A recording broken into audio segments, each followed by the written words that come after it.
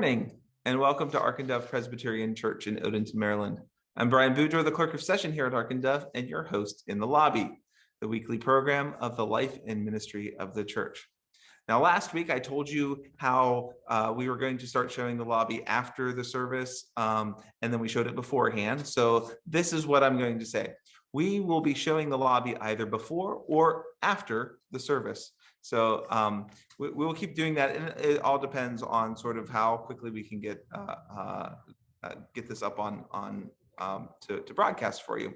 Either way, this Sunday is a communion Sunday. So if I'm on the screen before the service, why don't you take a moment to go ahead and get your bread and fruit of the vine ready. This Sunday is preservation of the truth as we explore the 6 great ends of the church. Later on, we'll be talking to one of our newest deacons, Amita Dubois. But first, let's dive into the announcements.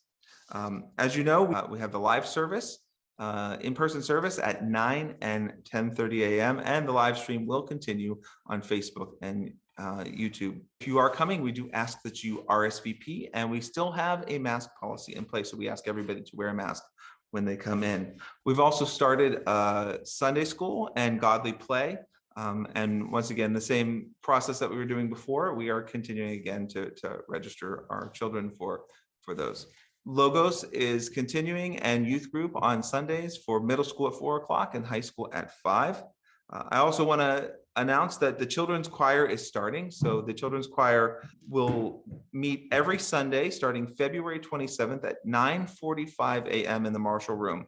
And they'll dismiss the children in time to go to the 10:30 service with families. And this is just a starting place for us, I'm being told.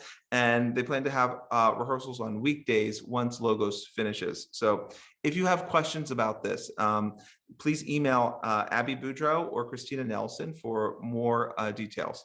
But they're really looking forward to seeing the children together to sing again.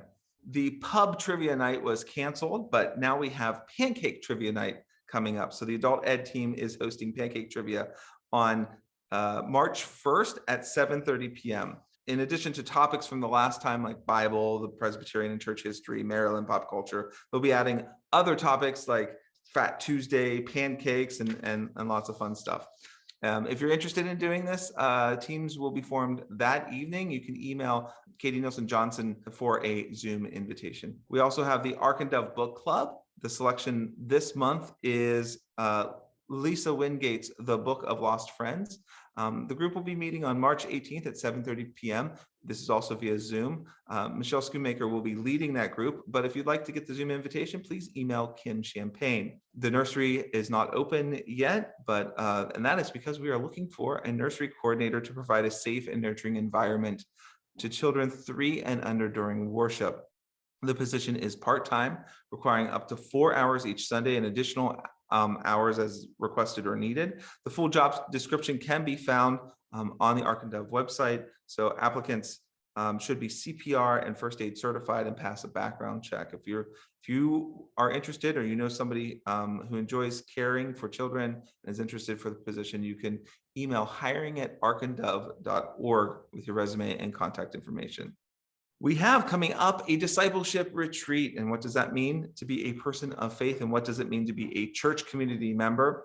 Well, you can find out on March 18th and 19th at the Claggett Center in Adamstown, Maryland. The group will be going out there spending the night. If you are interested and you want to learn more about this, please contact Wendy Wellington at admin@arkanddove.org to reserve your spot. And we are limited to 30 people, so sign up soon. Afternoon tea for seniors will be held via Zoom on Wednesday, February 16th at 3 p.m.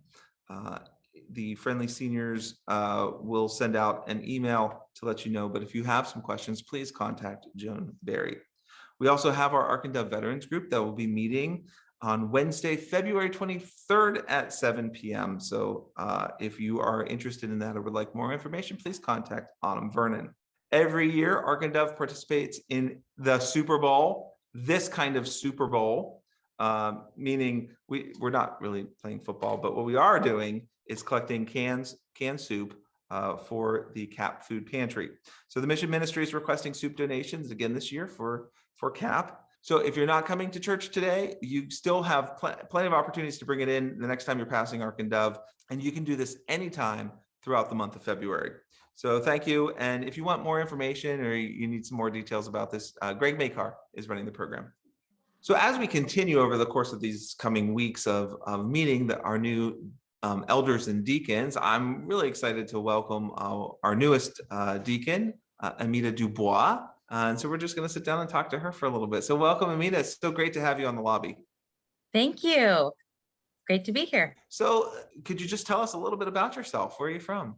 I am from Portland, Oregon, all the way across the country.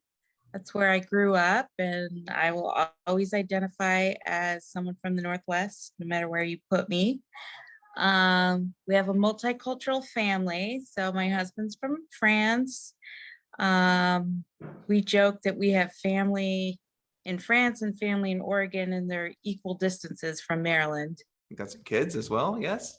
Yes, we have a little 19-month-old turbocharged daughter who's super cute and super active.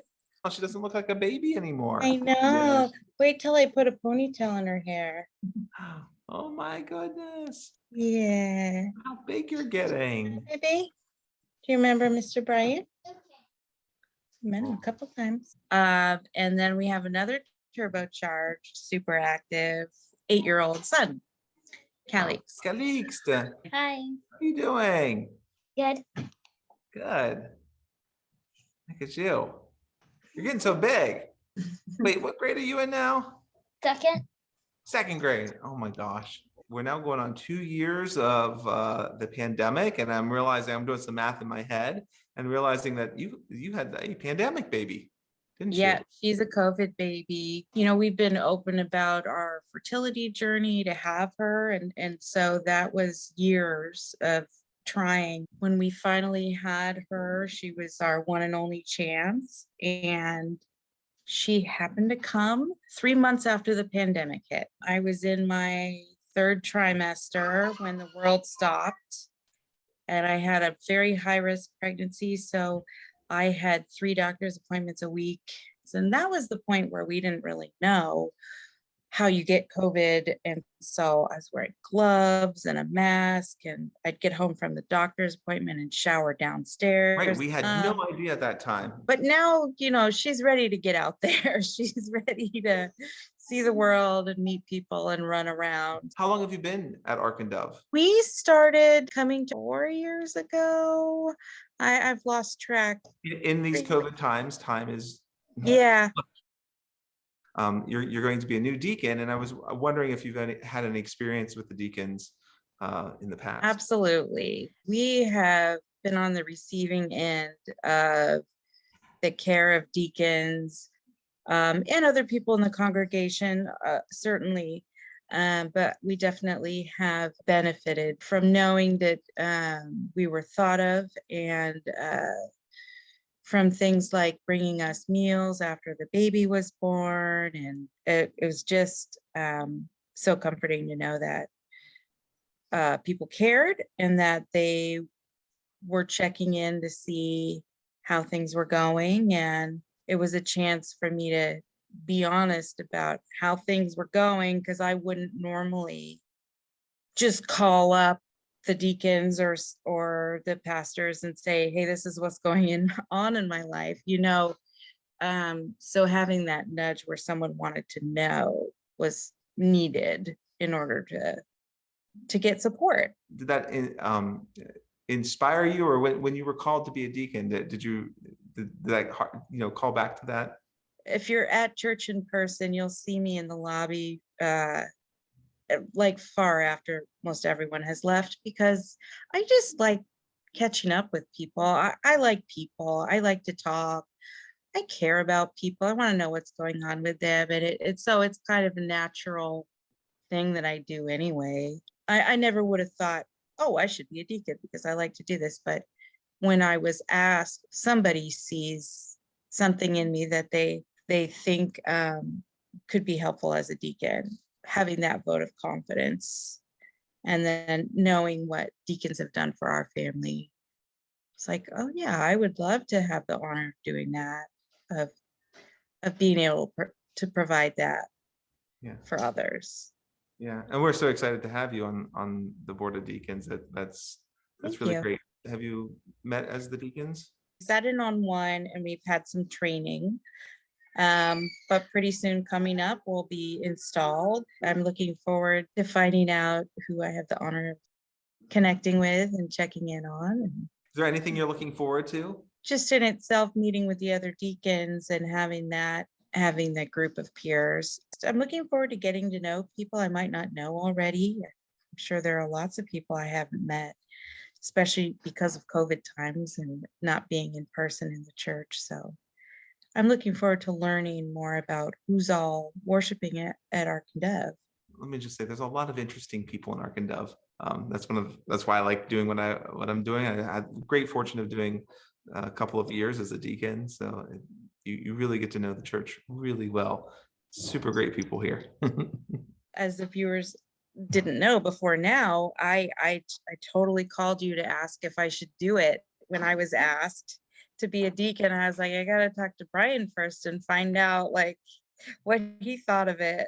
And you're the one who was like, yeah, it's great. You should do it. I think there's the image as well that the deacons are all extroverts or they're all a certain type, but it's a very diverse group of people with different personalities, and that's what it takes to be the board of deacons at Ark-in-Dove. It's all types of people. We have some more who are introverted, reflective, and we need that as well, right? It's not just all bubbly and talking all the time. It's a diverse group of people, and that's what makes them so good. Seems to me like listening sometimes comes in handy more than talking with deacon's work. Absolutely. And for folks out there, if you don't know who your deacon is yet, and I know there's new folks on the board. I think we have 4 new deacons, which is incredible. We're going to get to know the deacons over the next coming weeks, and as soon as we know what the alphas are sort of the group of families that each deacon sort of has a responsibility to make sure they're doing okay. We'll let everybody know, because there's always an opportunity if you're in a moment of not even crisis, if you need to talk to somebody, the deacons are the people you can turn to in a moment's notice. I know that you drop anything, drop whatever you're doing to talk to somebody. Well, I want to thank you so much, Amita, for joining me today and just talking a little bit about deacons. And I wish you a lot of it's not even luck. I wish you great service as you venture into becoming a deacon. Thank you, Brian. Thanks for having me. Looking forward to it. And thank you to everyone out there for joining us today. And everything we talked about can be found on the Ark-in-Dove webpage or in the archive, the weekly emailer that we get. So I just want to wish Abby, my wife, a happy Valentine's Day, and happy Valentine's Day to everybody out there. Keep wearing your mask for the time being. If you haven't had your booster, get your booster. Get your shot if you haven't had your vaccination yet. And have a great week.